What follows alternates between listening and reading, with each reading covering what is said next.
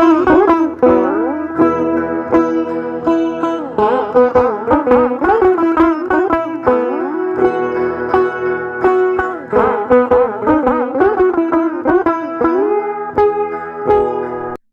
ఎండలోనైనా, కరువు కాటేసిన ముంచెత్తే వర్షాల్లోనైనా ఆ పుష్కరిణిలో ఒకే మట్టంలో నీరుంటుంది.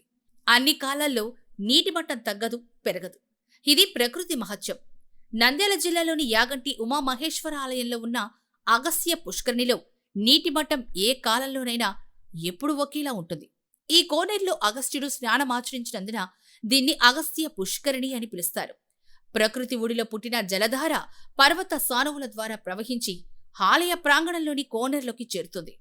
ఈ పుష్కరిణిలోకి అక్కడున్న ఓ నంది నోటి నుంచి నిరంతరం నీరు వస్తూనే ఉంటుంది. ఈ పుష్కరిణిలోని నీటికి ఔషధ గుణాలు ఉన్నాయని చెప్తారు.